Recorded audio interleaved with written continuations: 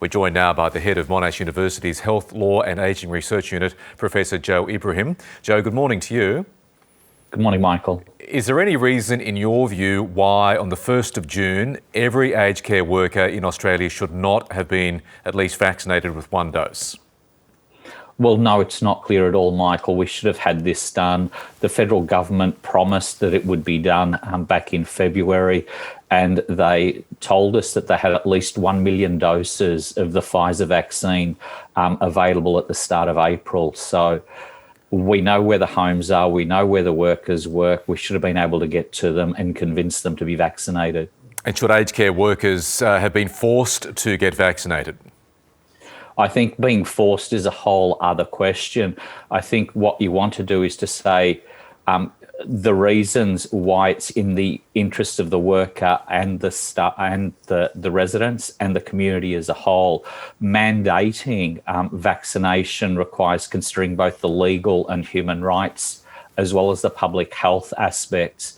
And I'm still divided as to which way I'd go on this, and think this is something that should be up for public debate. OK, well, we know the government's expert medical panel is now reassessing this issue. So you think there's a case to be made as to why there shouldn't be compulsory vaccinations for aged care workers?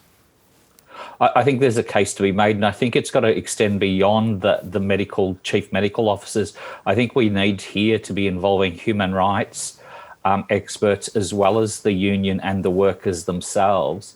And I put the question back to you, Michael, and the viewers is, would you be willing to be vaccinated to maintain your job?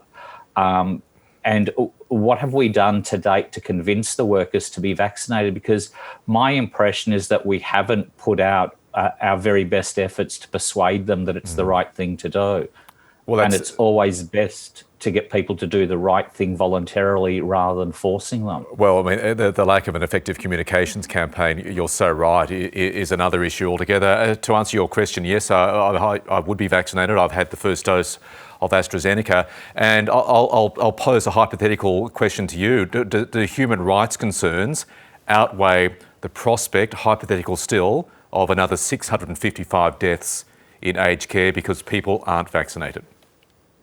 Well, I think we don't want any deaths, and we certainly don't want any that were preventable. I think that the human rights question goes to both the workers and to the community as a whole. I think it's vitally important that everyone who can get vaccinated, but the issue about whether you force people to be vaccinated is a separate question. And I think that is something that does need to be debated, and the community needs to be involved in this. The pandemic management to date really hasn't included the community. I think the other point to make, Michael, is that the Royal Commission's special report into COVID, which was released in September, October of last year, had asked the government to conduct a far deeper inquiry because they didn't actually address the issues that had occurred in Victoria. So we're still missing a large chunk of information that could have better prepared us this time. Given the seriousness of the outbreak last year in aged care, can you understand why the federal government lifted that ban on workers being able to move between multiple sites? Well, I think one of the reasons is that you can't really restrict people working in different places. And one of the reasons, and I think we need some compassion for the workers, is they probably choose to work over multiple sites because they've got to make enough money to live on. Their salaries are so low that I think it'd be difficult to make ends meet with one job.